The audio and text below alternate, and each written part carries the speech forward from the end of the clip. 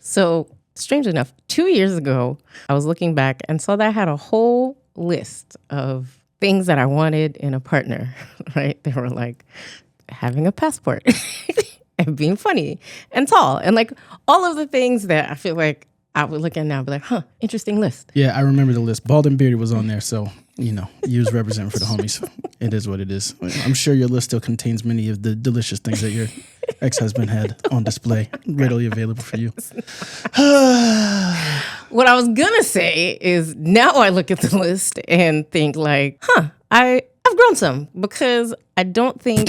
Just a little bit. Just like a smidge. I'm still a work in progress. But I really feel like it's interesting to reflect on the kinds of things that I thought I wanted and how I would articulate that today. Yeah, I think it has to evolve. And so today we're going to do a nice little throwback episode, and we're going to revisit Marge in the City. What has changed, what has stayed, and what should we teach our kids as you figure it out, but also as I draw my deep well of resources from having to put up with you. Welcome. Join us. It's going to be a fire episode. Yo, parents, professors. Yo, parents, professors. What's going on, everybody? Welcome to the Parents and Professors podcast with your favorite triple C's, co-parents, colleagues, and collaborators. This is the podcast where we explore the intersection of co-parenting, education, and anything else we might find interesting. I am Dr. Michael Stephen Williams. I am joined by Dr. Marjorie Williams, and I'm really excited about today's episode. We talk a lot about dating and relationships and marriage and remarriage and divorce, but I think it's interesting to look back. And in this case, I was looking back at episode 36 specifically and thinking about, the things that have changed in that time. So how a list of wants looks different in 2 years and how we communicate those wants as divorced adults, in different relationships and new relationships, and sort of what you learned from the past and what you bring forward. And then, of course, what are we modeling for the kids? In particular, when I think about change and growth over time, they're always like, oh, growth mindset, mom. Don't have a fixed mindset. Yeah. I'll fix you. No. I'm playing. She's saying all that to say this is the Marge has left the streets episode. So that is not what I was saying. Oh, so you're still in the streets. I was just saying. Your nervous GIF eyes was perfect. You just did the cat clock hard body. But anyway, before we dive in, this podcast is for educational and entertainment purposes only. The views and opinions expressed are our own. Our discussion is based on our personal experiences, publicly available information, and general knowledge. And we make every effort to be accurate, but we encourage you to verify the facts for yourself. We're not attorneys. We're not your mama. Nothing we say is legal advice. We're not your therapist. You should be licensed. Aren't you like a licensed social worker? I do have a master's in social work, yes. Do you have an LCSW though? I do not. Yeah, we don't want you out here perpetrating. Like some people call themselves doctor when they ain't doing it. Yeah, mean. All right, let's get into it. Y'all get it. You understand. So we were looking back at old episodes, and episode 36 in particular, I was kind of laughing about because it was part of the Marge in the City dating series that we were doing at the time. Yeah, it was fun. It was fun watching you be in the streets as somebody that was completely not, and watching you either use or fail to use all the lessons from our divorce, either for good or for evil. Okay. Yeah. Okay. I think that's fair. I think it's really interesting dating at this point in life. What is this point in life? Be more specific. Adults no, I'm gonna revise that statement because I recognize everybody doesn't adult the same, and that actually was something. It wasn't on the list. Being an adult is there are versions of being an adult that people. Being an adult is this interesting catch-all. Actually, I hate it because I just used interesting and catch-all. Yeah, and you're catch-all. so old. Yeah, but those are because interesting is like the catch-all. You're like, oh, interesting. Like that means I have no idea what I actually think. Or you don't say. Or there's like a billion little sub menus underneath that. And so when I think about adulting, typically, and I have the privilege of only having been partnered in any serious way with excellent and professional women who have good careers and, otherwise good sense. But I would think that a part of adulting for me, if I were in the streets, would be like, I can't date somebody that doesn't have their own career. I can't date somebody that doesn't have their own ambition. I can't date somebody who I feel like I have to parent in some way, right? Like, So yeah, I think that's an interesting point because I initially would have said that. Now I feel like I just want to be retired. I want to rest and relax and I just want to be settled. So in my mind now, adult is like, can you take care of yourself, right? Like are your bills paid? Do you have a place to live? Is there a roof over your head? Like, are you functioning in a way that makes me feel like you're still an undergrad, right? Like, yeah, I don't think that's good enough for me. It is a part of it because I feel like everybody's not. Somebody could be, what's the word? Financially stable. More than that. Financially free. Yes, right. Like I don't have to work. Oh, I so know. Like I know. Rich I know. niggas that are Yeah. babies. So like, yeah. I'm just chilling. I'm okay with you chilling. That's fine. Holla at me. Get at your girl. But when I look at the list, though, right? Like now I'm looking. I was like, oh, that's not actually what I said. So it's funny. It says top 7 dating traits deal breakers, and then there are 9 things on this list. So but that's a very typical Marge list. Like, but then we're gonna there's say 7. I'm gonna break the rules. There's sub list. So number 4 has A, B, C, and D. 5 has A and B. 6 has an A. Well, I think that lends itself in like dork moment to the fact that some of these are multidimensional constructs. This is true. Right. So adult, we just broke it down. Like, there are lots of things. Things that you would need to appropriately account for. Do you take care of yourself? Like that's part of adulting. And in what way? Physically, spiritually, emotionally, hygiene, mentally. Yeah. Like, do you have a good reflective practice? Ooh. Like, I like that. Yeah, one. these are things that I would not have known to ask for. Right. But there are things like, can you take feedback if you don't like the tone that it comes in? Like sometimes. Yeah. But these are things that you don't really understand or you don't have frameworks for until after you go through it or until you kind of revisit yourself. Because I think there's a certain point in which you have to be honest that even as things improve, some things are never going to be perfect. Right. Like me and you got into a shouting argument like, a week ago? Yeah. Yeah. And it was like, I haven't shouted in a while. That's a throwback. Yeah, but I was like, ooh, but that felt good. It was kind of like a... Yeah, right, like this nigga needs to be shouted at. Like I can't believe... Sometimes you gotta shout. Yeah, I was like, you lying on my name. Like, that's not what I said. But then, because we're adults now... And then we had like a real conversation. Yeah, then you could be like... and we're back.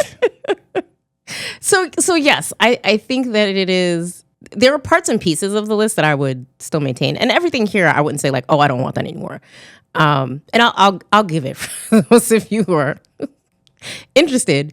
But I talked about respect, chemistry, cultured, and then I added passport, lifestyle alignment, intelligence, which had several subparts like critical thinking, ability to acquire and apply knowledge and skills. I had a whole definition. Intelligence can be defined as the ability to solve complex problems or make decisions with outcomes benefiting the actor. I'm like, where did I get this? We've evolved to adapt to diverse environments for our survival.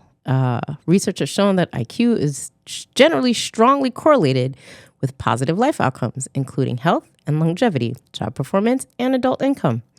So yeah, like there's things on here that I'm like, am I asking somebody their IQ? No. But like, does intelligence matter?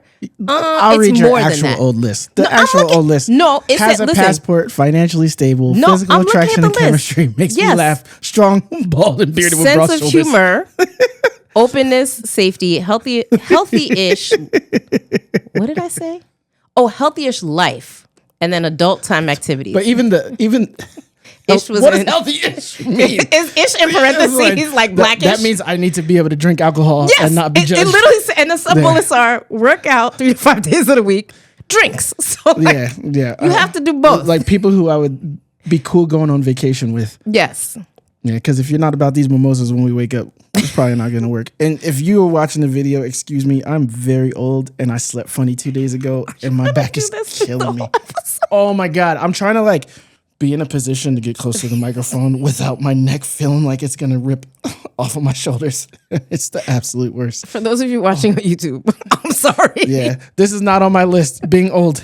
Do not. 0 stars. Do not suggest. The last one I think is interesting though. And I'm like, when did I even add this? Traditional masculine representation. Girl, what? You still want that.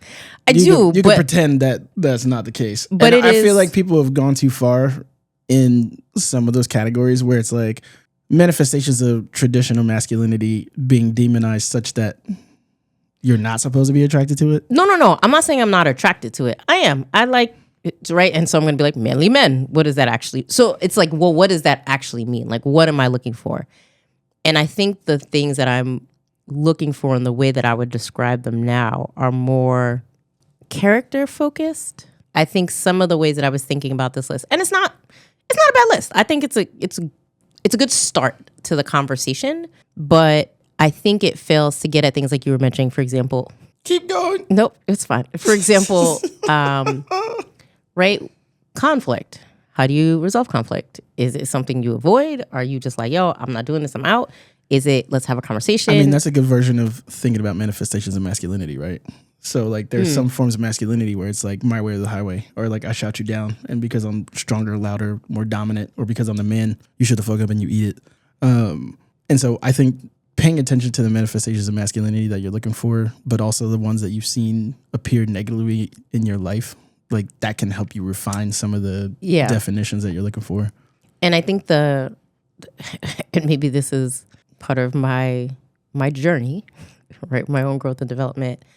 I realize that in some ways the list can still be superficial and doesn't get at, do you understand me? Are you a caring person, right? Are you someone that I can be open with? Are you someone I can trust, right? We had talked about trust in We have a couple of episodes, seven right? episode Yeah. series on It's like a trust. whole trust series. Like, are you someone I can trust? And so I think that those things are more about the core of who a person is. And then all that other stuff comes on top of it. I feel like that's still pie in the sky because you don't get to that other stuff if you don't get the preliminary list. Like, because you're attracted, because you enjoy being around them, because they fit a profile that you find interesting, then you can get down into the deeper reaches of like who they are as a person. You're very seldom going to invest significantly in a relationship, especially one that has romantic undertones, if you don't feel some sense of attraction, if you don't feel some sense of like the boxes being checked on the superficial things. And then you start to build the trust, because trust and vulnerability are things that are only built through trial. Like, you can believe that you trust somebody to the end of the day. You don't really know until that trust is violated. Like you could 'cause we believe talked that, about that. yeah, like you could believe that you can be vulnerable to somebody, but then you find out like, oh, I can be vulnerable to you in this way, but I can't be vulnerable in this other way. In other ways. Right. So then this is interesting because it makes me think of a couple things. Does it mean that, you know, as I look back on this 2 years later, for example, like you need time, like time has to be a part of the equation? Time is always a part. But then how do we explain the people who are like, I met my soulmate and we got married like 3 months later? And it works for some people. I mean, we kind of did that. Nah, son. We had years. Well, but I think that there are people who dive in, and if it's not like a straight up trauma bond type of situation, Okay.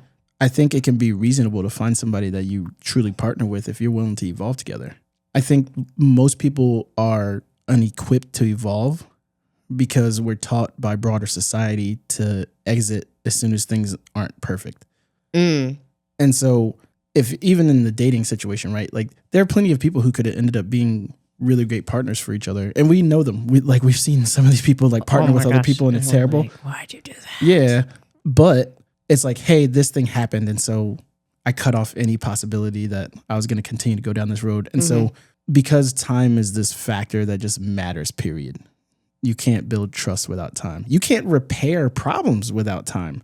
And like being married or even being in a long lasting, fulfilling relationship, because marriage doesn't have to be the outcome. It requires a lot of repair. It requires a lot of like, oh, we missed each other, or like, I didn't get that. And I think the choices that people make in the face of that is what really defines a relationship with staying power. Right. Yeah. So like you have to know, and I mean, even that, like you have to know the people that you can shout at. Right.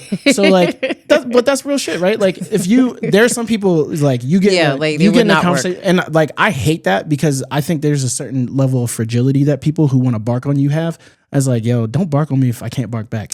Oh, right, like okay. I thought you were gonna say for people who like can't manage that because I recognize. We shop for fun in my family, right? You've been at Thanksgiving. My family's like that too. It's, And it's we like, are. but people laugh. Get in where you fit People in. laugh loudly. People kick you while you're down. Like, Because if you're gonna get made fun of. oh, and it's some of the. I'm trying to be a really great friend as usual, but some people make it very difficult. Oh, And so like people who are fragile, who like want to talk all the shit in the world, but then as soon as you say something to them, it's like, and and I'm worried about that with my I'm youngest. sorry. Wait, what did they say? Oh, that was easy. Would you like another one? But it really is. Sometimes you feel like you're dealing with adult toddlers.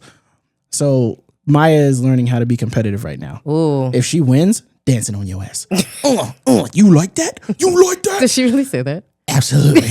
Like literally will get up and hit it. I have video of her doing it. I post that shit to IG.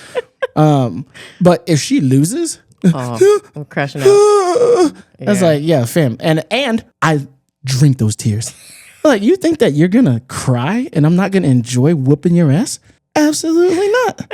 Like that is not a value of this family. We do not cry. If there is a value that I feel like I comfortably pass down between myself and that is shared with the mothers of my children and my children, it's competitiveness. Like Yes. people don't like to lose and people play to win.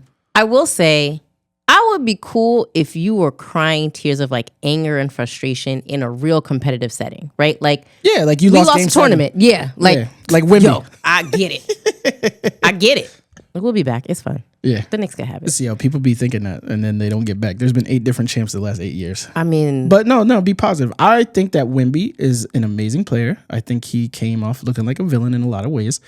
I'm very proud that the villain over Knicks snagged the chip. did you? Whatever. But No, go ahead. Listen, the MVP, my family chat for the last couple of weeks. that's because your brother is one of the original actual Knicks he fans. really is, Yeah, like- he's died in the blue and orange. He's In- one of the few in people it. I'm happy for. Him and Knox. Like him, Congrats. Sean Hardy, Streets. Yeah. Yeah, there's a couple of like Real. Malcolm, like real Knicks fans, like been suffering So a yeah, lifetime. I am happy for them, and I'm from New York, so like, it's a win-win. Yeah, I'm from Villanova. Whatever. Whoop, not St. Joe's. They don't know what chips be like over there. Yeah, me. As we were saying about conflict, Yeah, no, I appreciate you sort of naming that you need time and space for some of these things to develop, including to have right arguments and to have disagreements and to have conflict and to be like, you said this thing and it made me feel this way. And it's like, well, you did this thing and like it made me feel this way. And so now here we are. Like, where do we go from here, right? The one thing that, and actually it's funny because I said this in the beginning of the episode, but I feel like it's one of those things that people say but don't really pay attention to. But, you know, Carol Dweck's like framing of fixed and growth mindset is so important. Like it actually really is such an important and integral part to, I think, our continued growth and evolution, and the idea that you would ever not want to be better. I mean, maybe that's part of it too, right? Like, I don't know how to articulate that in my list, but if you're like just comfortable being whatever. well, I think you have to be careful with that because there's a lot of ways that people will use that as a shield, or like they're willing to have a growth mindset in one space but not in another. I mean, Right. it has to So, be, like- yes, broadly applied. Yeah. Like, it's not just a one size or one thing fits all. Like, But I think that people do that. It's like I can grow in this area, but I'm not going to grow in that area. Or like you then you have to a realize- fixed mindset. You're not growing. Like, Well- that's literally the. But I think it's easy for people to say that while not recognizing that they're not actually open to growing in all the ways that they think they are. So I feel like that is fair. And one of the things that, you know, as I look back at this list and think about dating and relationships, and I guess not just what is it. I'm sorry, your stretching and It's killing me. movement is So old. so distracting. I wish that was like a fairy godmother's wand. Just tapping my shoulder. sprinkling you with. Oh, Bengay. Tiger Do Balm. they still make those? They absolutely do. Okay. I probably need to put some on. Right. Speaking of getting older, like I think about okay, here's who I am now. Here's who I've been. And like, yes, it's hard. And yes, it's difficult. And yes, it's uncomfortable when we're talking about vulnerability. And I'm like, fight or flight. Like that is something to work on. But I also think that it is maybe the counter of that is it feels unrealistic to expect people to work on all of the things all the time, all at once. And so There's where the do we, real. And right? now Like, where do we arrived allow? at what you actually think. What do you mean? Because you try to ding me regularly for talking in a way that's aspirational. So like, this is how I would like it to be. Oh, And you were just doing that, but you couldn't hear yourself until you circle back around. And so like, now I'm glad you're here and you've joined the conversation. okay. I see the point that you were making. I don't know that I feel like I agree. It's a mindset thing, but I see the point that you're making. So then I guess the question is like, and I feel like I was just having this conversation with a friend where it's like, you're supposed to exercise regularly and drink water and stretch and take care of your kids and invest in your personal relationships and invest in your partner and also make time for There's yourself. no way that And you're hydrating, getting 10,000 steps, actually doing your job, taking care of your kids. And like spend quality time with your kids and read a book. And like, I just saying all of that made me tired. I just want to go to bed now. Well, as somebody who's been drowning at work for the better part of like 6 months. Or 9. Yeah. Literally since the beginning of the school year. Oh yeah, you've been drowning too. But I think it's funny sometimes because like some of our arguments come from the fact that you think you're the only one drowning. No. You're like, I have to work. And I was like, nigga. No, I say too that have as to a work. like declarative statement, not a I have to work and you don't. It's just that to me, if I'm thinking about what aspirationally do I want for myself, it's not. I try very hard not to live in like the negative aspects of things, but I can feel all the time like, I am being dragged down by the undertow of increasing expectations. There's so many things that are going on that I don't even have a chance to think about actually completing. And okay, growth mindset. Like one bite of the elephant, like one foot in front of the other. So thinking about, I guess, these, places where we choose to change, places where we're willing to be open or vulnerable or grow, right? How do we distinguish that between, I think sort of where we started was like healthy contentment. Like my life is good and I'm good and like, this is good. I think right? Like, do we ever, is that allowable? I think contentment is a choice. Ooh. And you could either choose it or not choose it. Choose to be content. Yeah. So like, I think about this in terms of, how do I say this? Whatever, it's the pod. I think of it in terms of bitches, right? Oh, so God. like, What? Like, so have you ever met, and I think there are women like this too, but I see it manifested in men in my own life much more often. Like a guy that's just never satisfied. Oh. Like, you have a baddie. She loves you. She's loyal, like wants to build everything. But you have your eyes on the next thing. Like if I could get this baddie, then I could get the next baddie. And it's like, you have to choose to be content. You have to choose to be like, this is enough. Like what are the things that I want? And I think that there's another version of that. And I really appreciate. So I have a younger friend who I think is probably the opposite end of that spectrum, who he makes it abundantly clear what he wants. Like I am not trying to be in a monogamous relationship. Okay. I would like multiple partners. If you can't get down with that, then this is not going to work. Okay. And I feel like that's something you have to choose too, because a lot of people just give up. It's like, it is too hard to find the what arrangement that I would like. And the social pressure is for me to subscribe or submit to like a traditional monogamous relationship. And a lot of people just give up. And they give up, but they're not actually content. So then they wall out. Okay. Right? Like, because Okay. it's a Yeah. choice. It's a Yeah. choice. Like you could choose to continue to look until you find what you actually want, or you could choose to be like, this is good enough. Like I'm gonna stop and I'm gonna build with this. Right? Like, so I feel like that's a really interesting point, and I want to dive deeper into it because I feel like it connects to the other topic where we wanted to touch on, which is, okay, you're doing this self-reflection and you're thinking about what you want and how things change over time and what makes sense to you now. So, right, doing the work in progress, all the things, how do you actually communicate that? And so hearing about your friend, I feel like, oh, wow, like that's really impressive, because I think the next step in the equation is, here are the things that I want, here are the things I think I want or need in a relationship. How do I ask for those things? Particularly if they feel like they're, non-traditional or outside of the bounds, or, oh, well, this is what I want. And to me, this seems to make sense, but like it doesn't to other people, right? Like, how do we do that? But that's time investment, right? Time. Yeah, like you would need enough time to have enough conversations to feel enough sense of trust to be vulnerable in a way to say I have non-traditional values, or like there are things that we do that I would like, or like there are experiences that I would like to have that are outside the bounds of like whatever version of on TV marriage there is, and I'm trusting you to tell you that these are the things. These are things that yeah, and like you could either judge me and be like, oh my God. I need a divorce. Ew. Or you could be like, yo, I like those things too. Let's go get them. Teamwork, dreamwork. So do you feel like, how do you think about communicating, and in your case, with Donna, or, you could say just in general in terms of with partners, when those things change, right? So 2 years ago was both a lifetime and not that long ago. And so I'd imagine that lots of people change like that over time. But you're married, right? So, I know I said this 2 years ago, but I've come to realize like... Oh, I'm the king of that shit. You asked the right person. Say more, Michael. I think that long distance relationships move in dog years. Oh, you just said that. Wait, what does that mean? And so when you're in a long distance relationship...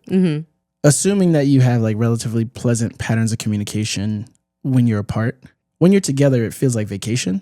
And like all you see is the absolute best version of your partner. And even if you find yourself annoyed or otherwise like put off by something, you're probably just going to eat it because it's so rare to get to spend time together that like you don't want to ruin it. And so when you're up close in a relationship where like you actually interact with each other every day, time is moving at normal time speed, and like the amount of things that you could like document or catch.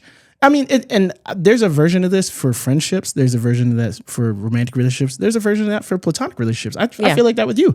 Whereas like when you're around all the time, it's much easier to deal with your things. Like, I'm sorry, what? Like you just have your own sense of time, for example. Okay. You're like, oh yeah, I'll be there at da-da-da. And you'd be like, my nigga, it's 45 minutes past that time and you haven't texted yet. Right? Like there are ways those things have happened. Yeah, but there are ways where it's like, okay, because it's a consistent thing, because there's like consistent exposure, I can be like, all right, I'm just already adjusting in my head to like, hey, this is a person who I need to know that there's a buffer. Or like this is a person who like in this situation they might be like on time early, but in this situation they might not. And so like, let me not take it personal. Let me just create space.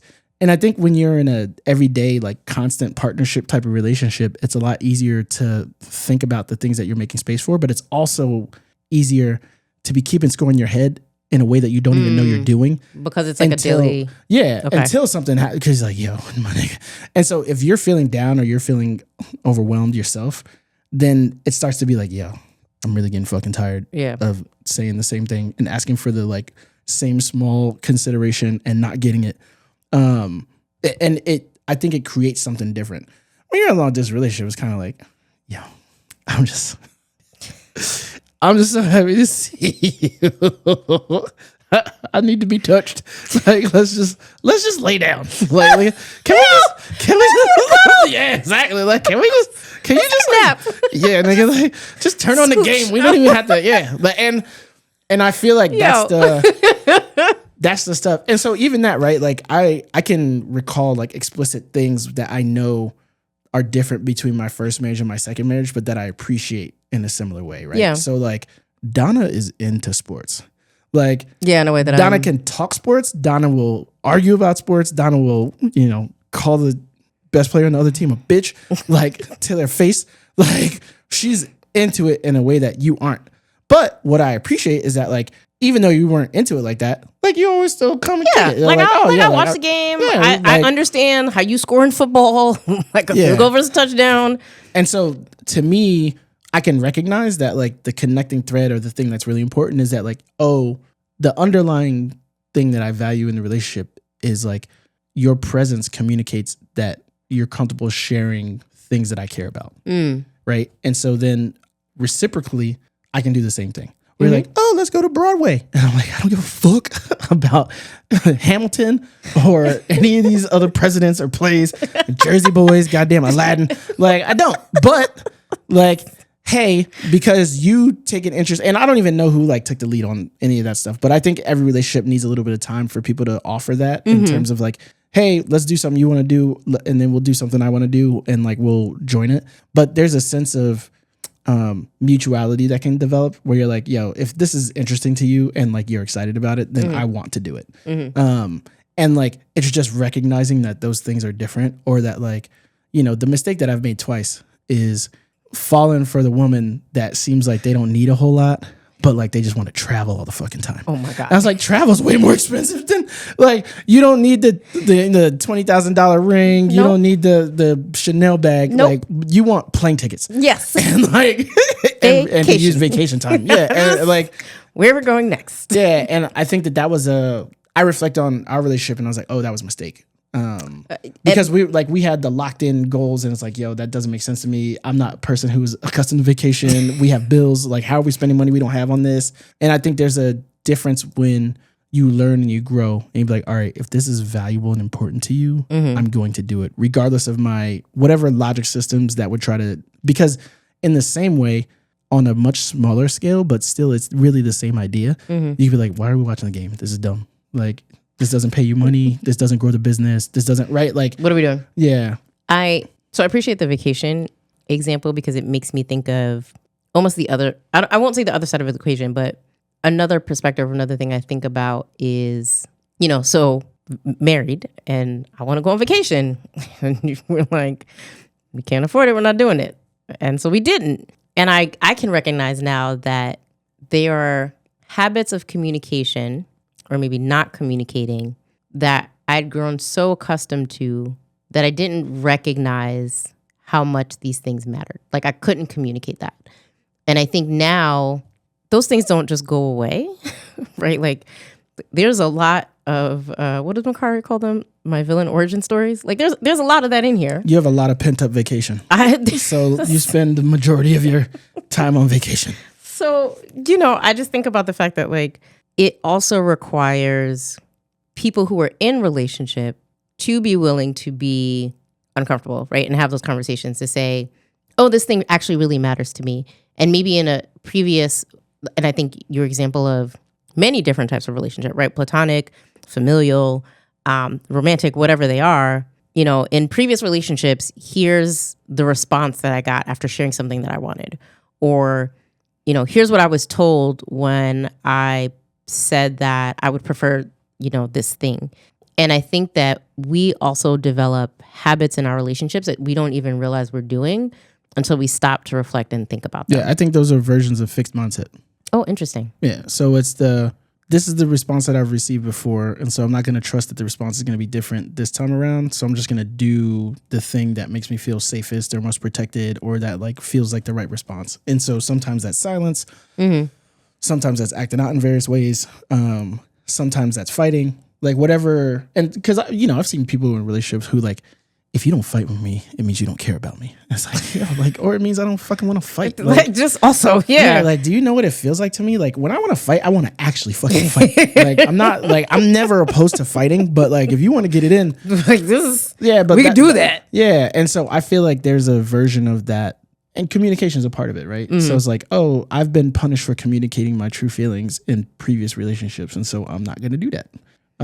Yeah. And I feel like that is related to, you know, kind of my man's I was talking about. Where it's like, yeah, like if the punishment is you leave, but I told the truth, I'm going to, so yeah. be it. But I think it's, in so many ways we are, I think, trained almost to not do that, right? It is, you can communicate what you want to a certain extent, right? Or you can share your desires to a point, right? And I think you and I have this conversation all the time of like, particularly in the Midwest, it's interesting because there are very clean gender lines in the way people socialize and associate. And being in the like... In public. Yeah, right. In the like men's room conversation and the women's room conversation. And it's like, do you even like your spouse? Like, what do you... Yeah. Why do this? Like, that sounds not like fun. Yeah, it sounds terrible. Right? And that you could communicate all these things to your friends, but like, oh, have you talked to him about that? Girl, no. Why would I do that? I'd rather talk shit to my friends than have a happy relationship. Okay. All right. But I also get it. Like, maybe it's like, yo, I want to maintain the peace. Or maybe I've had this conversation, like you said, however many times, and I don't feel like it's going to change. I think that, so if you're talking about growth, to me, that's one of the most important ways of growing. How so? Is I am almost positive that one of the reasons that we did not work out is because I didn't convince you that I was trustworthy for long enough. Like, hey, like, yo, I promise. Like, I just gotta get over this shit. Hey, I'm gonna be all right. Like, hey, like, I just need some patience, right? And so when you're hurt, your ability to convince people of things and like to not be repeating people's patterns by accident, right? So like, oh, our relationship was this way, and then something happened, and now it feels this way, and this way feels like something I need to run from, and it goes back to the time piece, right? So it's like, all right, there isn't, until a vulnerability is exposed or until there's a problem that needs to be overcome together, there isn't really an opportunity to kind of build those muscles. Yeah. And I think that we did not have those muscles. Yeah, because it's like, yo, if you're used to lifting twigs and somebody throws 225 at you, and it's like, oh, yeah, like catch, right? Like, I think it's a little bit different, and it's why I'm a believer that everybody should have like a starter marriage, like. You know what? Like, almost like a starter home, right? Because you think you want a house until you have a house, right? Like, there's so many things. You're like, this is so expensive, B. Like, yo, light bulb. I didn't even change my own light bulbs. I'm calling the landlord. Hey, the light bulb in the kitchen is out, G. I won't be home. Go ahead. You can come in. This is a random aside, but I heard on NPR today that the average starter home in America costs $1 million, and I was so angry. That's absurd, because our salaries are not keeping up with that at all. I mean, at all. That's a whole other. Yes, it's a whole other part. But private equity in real estate, you know. Oh, we should do a finance. Commodification of we haven't homes. done finances in a while. We'll come back to that. Like, who actually owns home inventory? I mean, and it's not individuals. I mean, it's NIMBYism too, because it's like, hey, you can build that, just don't build it near me. I don't want those poor people over here. You saw our governor was like, yeah, come build your data centers all over. Oh, yeah. Because they want that money, yo. All over. They want that cheese. What is it, Montgomery County? That's where the Amazon. I saw a slide deck about that. There's some pores over there, but that's fine. Like, yo. This is the state of Mike Brown, yo. Like, don't forget. How did we get here? Oh, vulnerability. Oh, time vulnerability. Yeah. Yes. Okay. So starter marriage. That's what you were saying. Oh, yeah. I feel like you should be able to. So there are a lot of relationships that don't rise to the level that they could. Yes. Right. So I've been in relationship, like I've probably had 5 serious relationships my entire life. Like, not just counting bodies, like counting like people you kick it with. No, we're not counting bodies. Yeah. Because and if you divide that, like, oh no. Anyway. But like, all right, high school sweetheart, undergrad relationship number 1, undergrad relationship number 2, you, Donna. Like, those are the ones that I count. Like, if somebody was like, hey, remember things about these relationships. Like, hey, where were you at? What is your first date? What's her favorite flower? Right? Like, those are things that I could do for those people that I couldn't with a lot of people I was just kicking it with, or like, we had fun. We enjoy each other's company. Nobody's really looking for anything. And that, like, is pretty explicit. I think that that's a different way of approaching it. But in each of those partnerships, I learned something important. Like, and both from it, like, going well, like what went well, but also from like what went horribly wrong. And so I feel like, okay, each failed relationship gave me like this really valuable information that I could use to be more thoughtful, more patient, more consistent in the next relationship.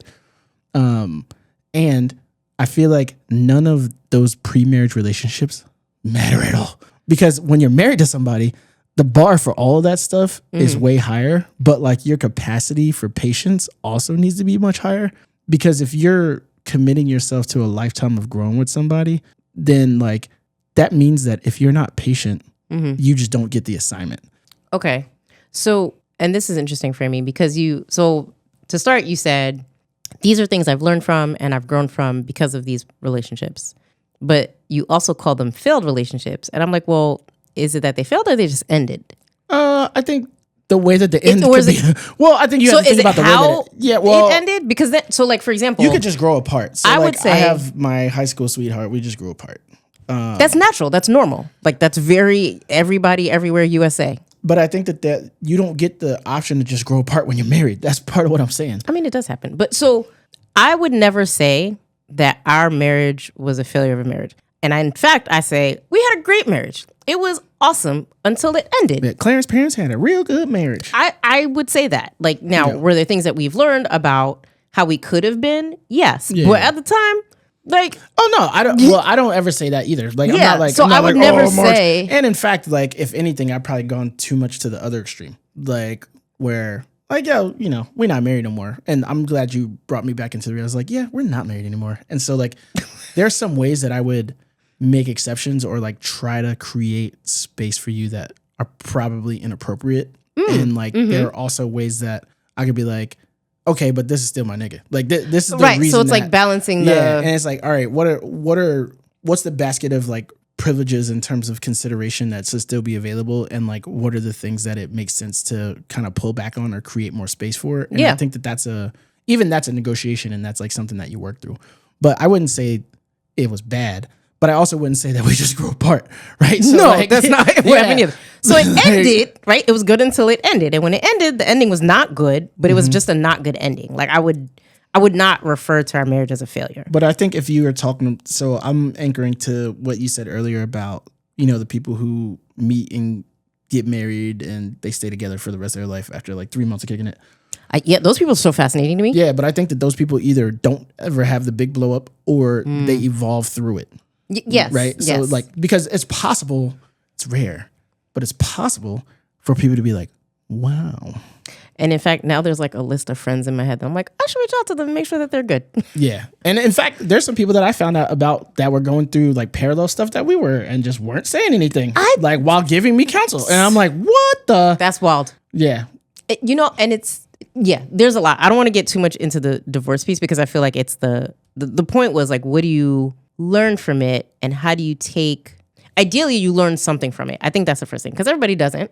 Yeah. Right. I think, again, people repeat their patterns. And I think it's also like, is there a willingness to even attempt to change or grow or to do anything differently? Or like, if this feels similar to the conversation we had about like being like, what is it? Broke as a mindset versus like, we are not poor. right. We are broke. That's different. But it feels similar, right? That like, you're so unwilling to move outside this box. You're not even trying, right?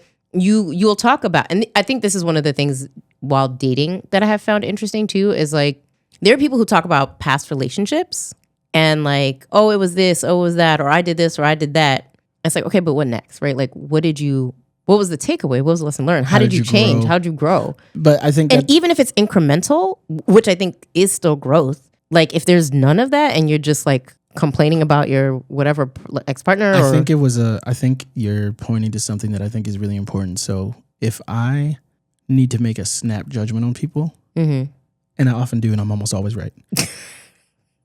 One of the things that you can hear is like whether or not they're accountable. And so when you're talking to somebody and everything they have to say about an ex or a past relationship, it's always blame, blame, blame, finger point, finger point, finger point. Like it never has anything to do with them. I was like, oh, you lack accountability and you're probably pretty fucking whack. And so like, I would like to distance myself from you as quickly as possible because that will manifest itself in other aspects of our relationship. And I am not interested in that at all. Yeah. I don't want friends like that. I don't want partners like that. Like, I feel like I have experienced that. And I'm proud that I recognized that quicker and acted on it quicker of like, oh, this is not actually going to change. Like, I'm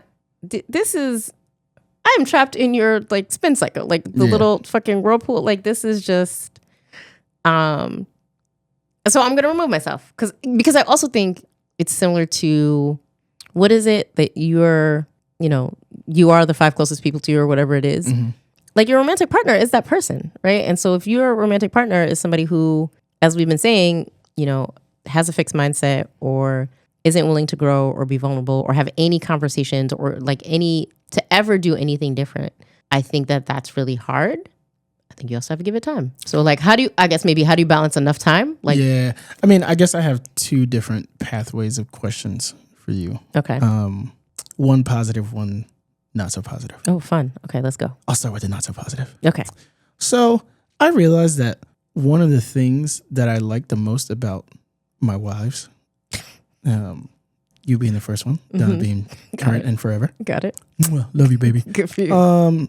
Is it is way easier for me to do the things that I need to do for my body when you're not around.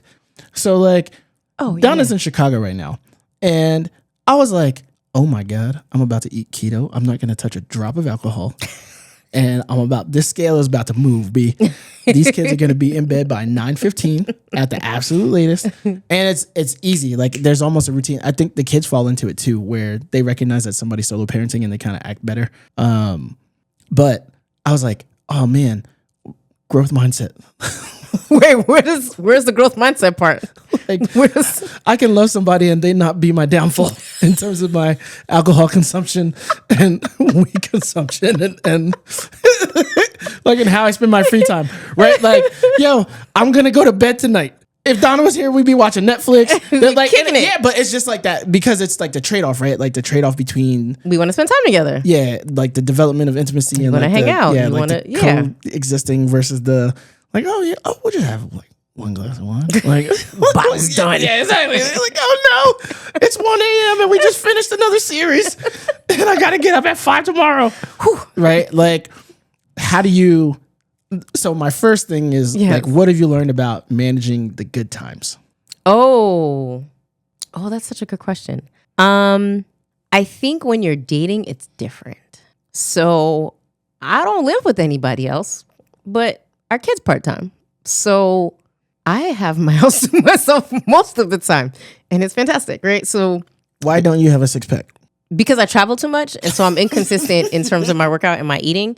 And I'd be like, I'm flying first class, treat myself. So thank you, United. In fact, we need to, that's a sponsor we need to get. Starlink. I've never had a more productive flight than that time we got stuck in the thunderstorm with Beasley.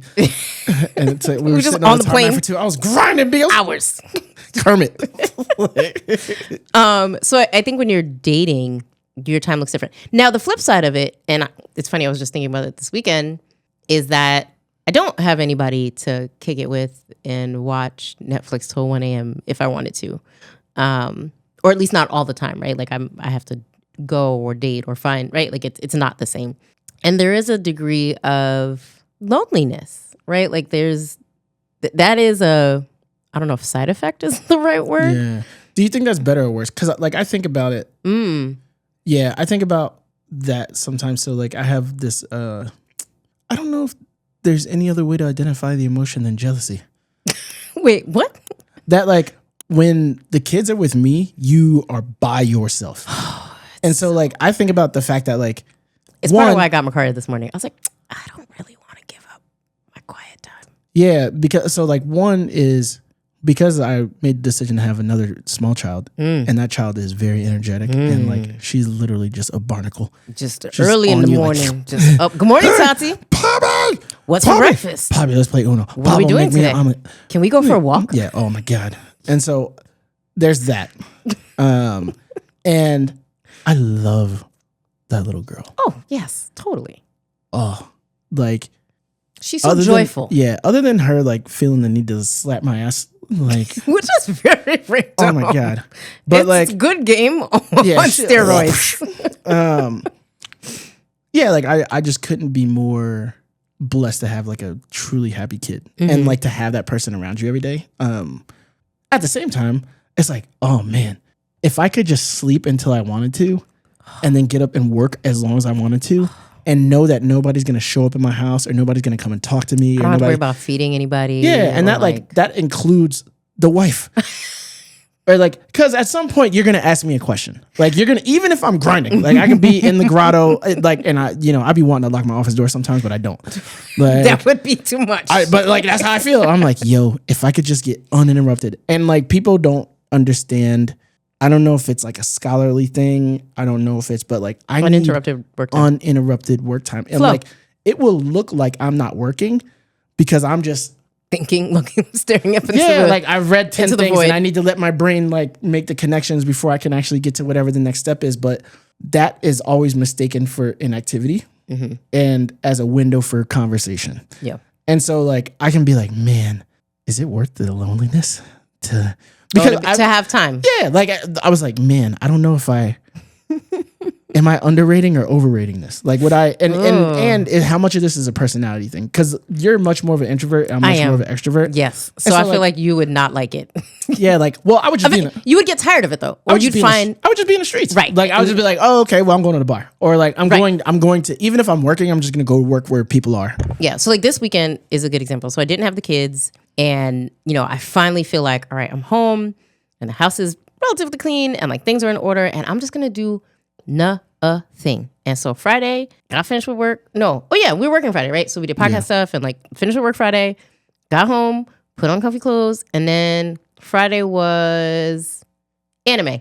And I bought a bottle of the bourbon barrel aged tequila from the distillery. 6 mile. I was like, this is gonna be my weekend, and it was. I mean, I didn't finish all of it, but like I made a good dent in the bottle, and like Friday, that's all I did, and then Saturday, I watched at least go for a walk or something because I also had worked out every single day last week, and so I was like, I'm gonna rest, and so Saturday was more video games and The Sims and Cult of the Lamb and anime, and then I was like, oh, I'm just gonna take a quick nap before the game, and I slept through all of the games. Oh, I thought you were gonna come through. I texted you. I was like, Yeah, oh, you maybe texted. I I'll was come like, through. yo, because So I was gonna take a nap and then like see how I felt. yeah, one of the other homie came through, and that was very interesting. Yeah, but then but that was it. And then by Sunday, I was like, okay, like I'm feeling good. I'm gonna read a book. I sat outside on my patio, and then I was like, I wish I like had someone to do something with. And I didn't even have like anything in particular that I wanted to do, but I was like, it'd be nice. I'm gonna make this about me for a second. Go ahead. Because I feel like there are times where you feel like that, where it would line up very nicely with me hanging out with my friend. But it sucks when your friend is your ex-wife, and then you have to tell your wife that you're going to hang out with your ex-wife friend, right? And like, I don't. You're right. There's a piece of, because I also never want to feel like I'm like competing with your family time. Like that just doesn't. That's not appropriate. and I think that that's one of the things that I'm still making sense of, because like in some ways you are family time, and in other ways you're not. You're my co-parent. You're the mother of my kids, and it's like my older it's like kids. It's family when we're with the kids, Yeah, but there's like like we're this friends little- when it's just us. But not really, like, because sometimes it's it's still kid family. stuff. But it's still family when we're like parenting the research team, or when we're like doing the consulting stuff. Like, so it's like business partner, friend, and I don't know Where the lines are. I mean, it's not even the whatever the Venn diagram is like very mashed up. It's black because there's too much. There are too many overlapping things, but it's also, it influences my ability to know when to try to show up as a friend versus when to just fall back. Right. So like, I was like, oh, you're actually in town and you could hang out. And I was like, but what I'm telling myself, and this is poor communication, so don't do this, because it's better to just ask the question and get a no or a yes than not. But I was like, oh, it would be cool to hang out with Marge and not be doing work. Oh, I mean, yes. And then, yeah. but then it's like, but you are in your house and you haven't been in your house a lot recently. Right. And so like, maybe I shouldn't even say anything.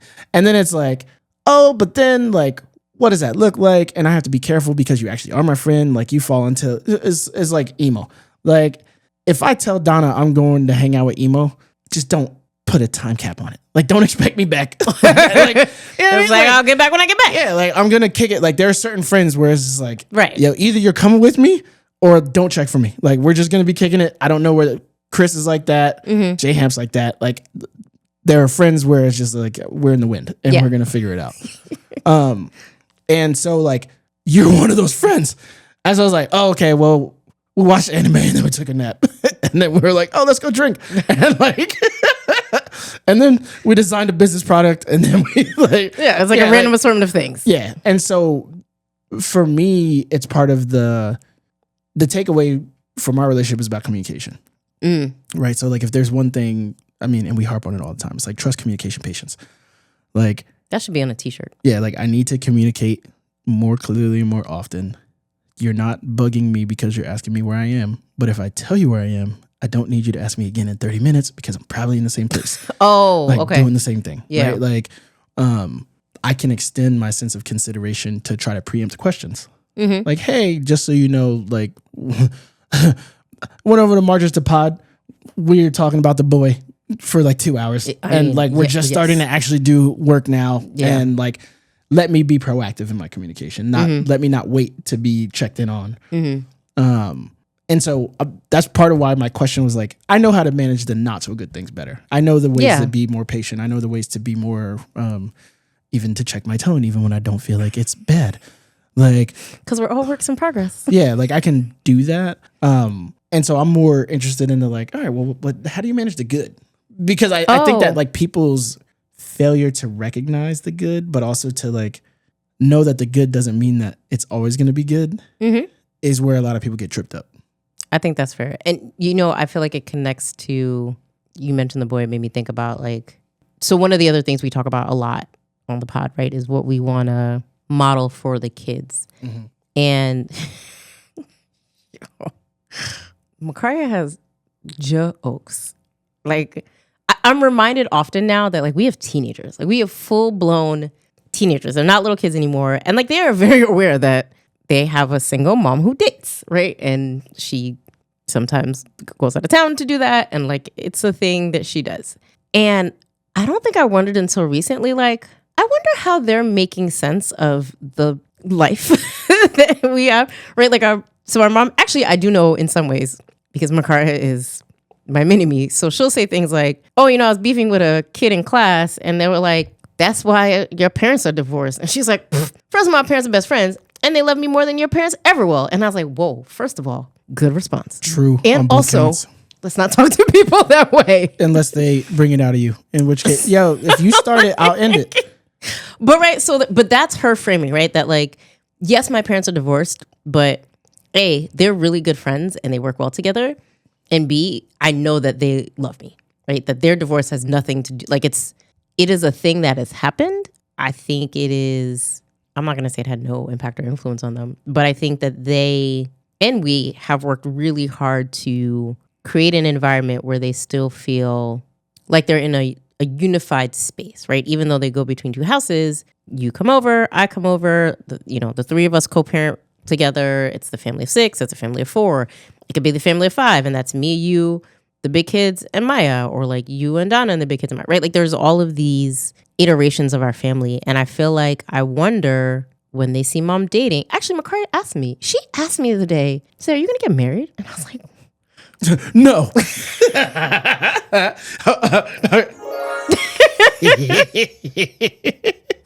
But I did. So I was kind of. Actually, you were like. Crickets. Right? Like it was just. I was taken aback. I was like, well, why do you ask? And she's like, well, like you're dating, you're still young. Like dad's remarried. I was like, oh, well. Right now, it's not something I think about. I used to. And so I did have a conversation. I mean, that's perfectly aligned with the kind of overall theme of the episode, which is like, what did you want before and what do you want now? Yes, for sure. And so I actually had a conversation with her about, I used to feel like, especially when you guys were younger, part of my dating was because I felt like I wanted you to also have a parallel experience, right? So you had a stepmom with your dad.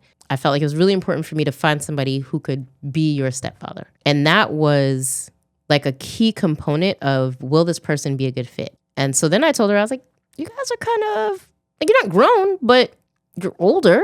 Your brother's graduating high school in 3 years. Like, we're on the other side of this sort of hill, so to speak. And y'all niggas good. And you have a very present actual father. Is a dad. Like, he dads every day. Yeah.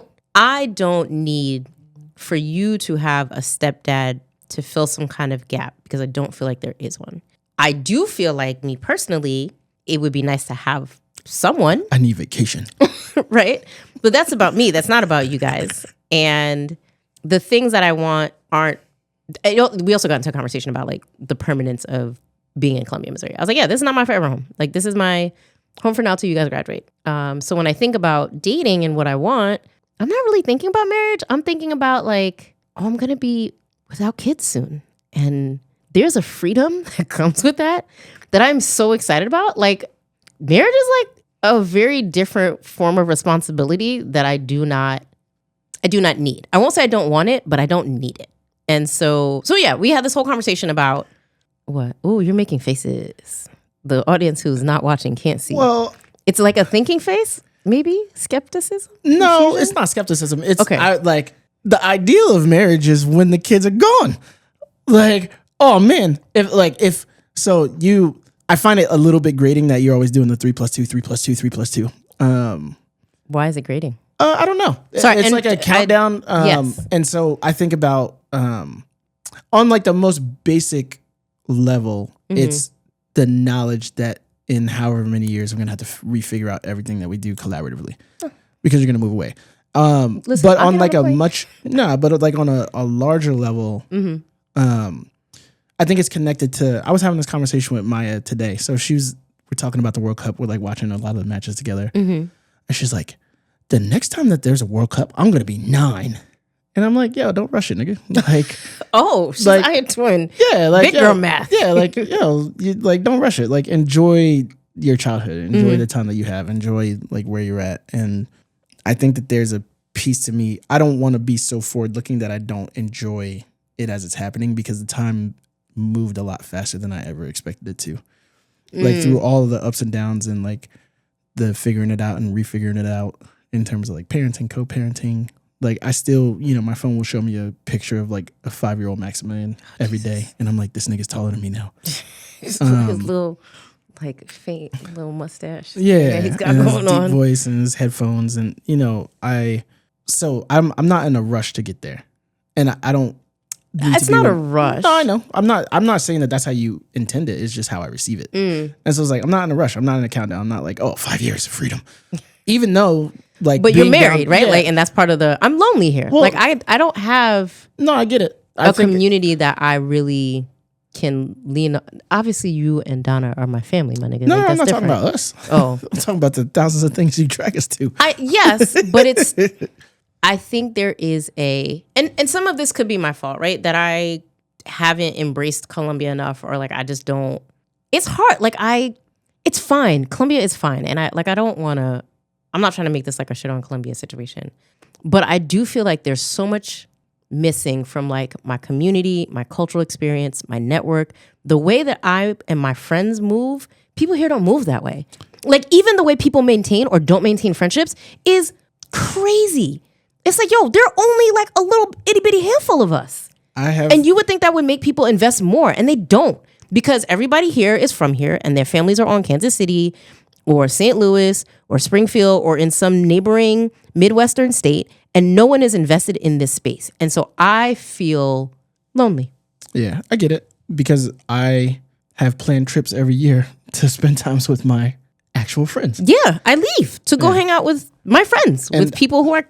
Yeah, and I have a couple of real friends here who will like make an effort and who will be like, hey, let's grab lunch or like, let's grab a drink. Let's watch the game. Right. And it's not to say that like we don't have people here who like don't care, or if there was an emergency, But it's we not like. the same. But it's not the same. When we were in New York, it's like, Turn Up Thursday, there's a list over like 40 people, and like any combination of those 40 people could show up at any spot. Yeah.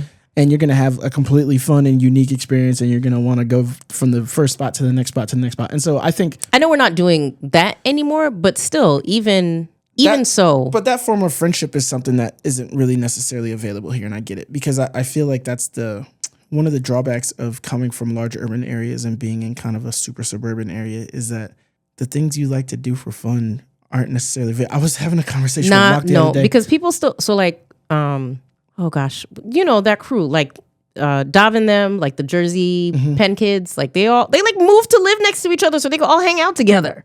Sheldon lives in that development. Yes, he's the Penn kids. Yeah, I went and kicked it there. Yeah. I was like, oh, you niggas all neighbors. Yeah. But they're all second and third generation rich too. So like it's not that isn't just necessary. So we used to live around the corner from that. They're in West Orange.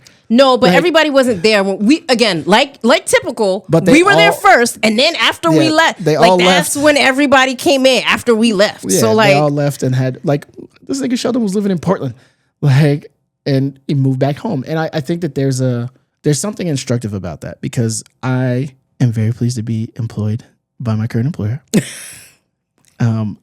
yes, But also and I could see a world where it's like, oh, like I know that the type of social connection that I desire is not available to me if I don't live in New York, New Jersey, DC, Atlanta. Or LA or Bay Area, California. Those are the places where all of my friends who have advanced in their careers and have stability, that's where they are. And it's where the dating is. In I would major like cities. Yeah, I would like access to Chicago too, but I'd never want to live there. Not so cold. Yeah, but if I wanted to move to Chicago, that's where the headquarters for my wife's work is. That would be a very easy thing to decide. We have mad people in Chicago. But it's also, so like, when you do the 3+2, I'm like, oh, well, in 5 years, if we make the decision that it makes more sense for us to live in Chicago, that's a direct flight here. Yeah, but like, I think that there's you're able to do a different calculus. You're able to have like kind of a little different perspective on it when you're only managing the schedule of like a wife and a single child versus, a wife, a co-parent, and 3 children. And so I could see the like lack of forever homeness. I could also see the like, and it's also that like, and so like back to the dating tip, I am a Black woman in Columbia, Missouri. And like, for better or for worse, that's not what most of these men, Black or white, are trying to date. Yeah. So like, this is not the demographic, or I think not this demographic. Like it's not a. I have a commentary on that, and I would be interested in your perspective. It's not to say I couldn't find someone to date in Columbia, Missouri. Like, I know, not if I really tried. That's not what I'm saying either. And you're open to being much more exploratory than yes, many. Like I'm equal opportunity employer. Yeah, and so like I think it's more. How do I say this? Whatever. If you're interested in Black women, you're always fishing with dynamite. Like there aren't enough men that are actually interested in Black women as romantic partners. There are so many people that I hear in one way or another, like never, Black chicks, blah blah blah, and it's like y'all sound dumb, but also great. Like more for me. It's like what for me? Yes, and so this gets back to I feel like once upon a time I was like I'm cute, right? I know that I would do well in places where there were more people interested in Black women. Like I'd be fine. I'm good money. And in fact, even in Columbia, Missouri, I've dated. I have people that I date. Like I've been in relationships, and so it's not to say like it's not possible. It doesn't happen, but it is a very real part of all of the things for me when I think about being, a single Black mom. Like this is one of the things that makes it where like, why would I stay here after my kids are gone? Like there's really, because I like torture. Like that doesn't real estate investment make much sense. You don't have to stay here. Yeah. Like I wouldn't, if I were single and I were not place-based for my job, because that's the difference too, is that you and Donna aren't place-based. Right. I work like remotely. I can go anywhere. You can work wherever you want. There are things that I would say I want, like all I need to do is go to LA or New York and buy a single drink out and be like, I could have got the whole bar drunk if I were in Columbia. I mean, yes, like I'd have been like, that. Pull that bottle down and we're about to hit this, right? Like there is that. There are trade-offs. Yeah. And I think at this point in my life, I'm willing to make and the so trade-offs. I think for me, and when I return to like completely debt-free. Not if, when. Well, when I return to completely debt-free, which is but strong $50,000 away. Yo, houses suck, B. Like every time you think you got money, something on your house is just gonna fall off. Like it just is what it is. But like fiscally, if money were not an issue, and not that it's an issue, like I know that upper middle class people are way more comfortable here than we would be if we're for sure trying to pay like New York and LA rents. We'd be like low middle class. Yeah, I could see the math just being different. Like, like I'd rather be slightly uncomfortable financially, but like enjoy every other aspect of my life and live in this place than be in this place where everything is easily affordable, but none of my friends are here. Right. There's no traffic. Everything's 20 minutes away. Like there are certainly perks that come with it, but. And that's the same, like being in traffic. Like, I went through the tunnel when I was in New York. What did I do? The GW. I went over the GW. And I was like, I forgot how much I hate this. I was like, yo, I'm doing this. I could learn a language. Just the time that I'm just sitting still. I'm at a full stop going 0 miles per hour. So, all that to say, I think that at this point in my life, and probably yours too, there are things that we have learned to do differently. I know for me, there are things that when I think about dating and relationships, I strive to do differently because I know that reflection, lessons learned, being more comfortable with who I am as a person now, like all of those things can help inform something better. And so, I hope the kids see that. Well, they do. And I know that we've had explicit conversations. Like I talked to the boy, obviously, just trying to give him game, whether he asked for it or not. But also talking to Makaria a lot about like what you're looking for in terms of partnership and like what it means and like what you should be looking for regardless of who you are. And I was like, communication, trust, patience, but like you should also be looking for somebody that makes you better, like makes you want to be the best version of yourself, like inspires you, supports you, and like always remember that it can't just be that person. Like you need friends, you need a circle, you need a community, you need like a broader village, you need a therapist. Yeah, you definitely need a therapist. Like you got to work through all your stuff, and even them. Like I'm sure that our kids have stuff. I can't wait that they're like it's like, what did you overhear, or like what conversation did you see, or like what did you walk in on that you're not saying anything about, right? Like, or even just like how are you feeling or receiving something that I was like, I probably won't even remember, 20 years from now, and it's the biggest thing on your mind, right? As you talk to your therapist. It's like this one time, my mom said da da da. I was like, that didn't even happen. What? Yeah. I would not do that though. I'm not gonna gaslight my kids. Like if they're like, my dad you said, Poppy, you said, I was like, did you deserve it? I'll be right there. I'm ready to own all these things. But I think if I wanted the kids to learn anything from watching us, it would be about the power of patience and repair, and that just because you have a label. So like divorced is a label. It's like a scarlet letter sometimes. You can defy that label. Like that's a choice. Like you can make decisions to be who you are and to live out your values, even if it ends up being in a way that's a little bit different than you planned.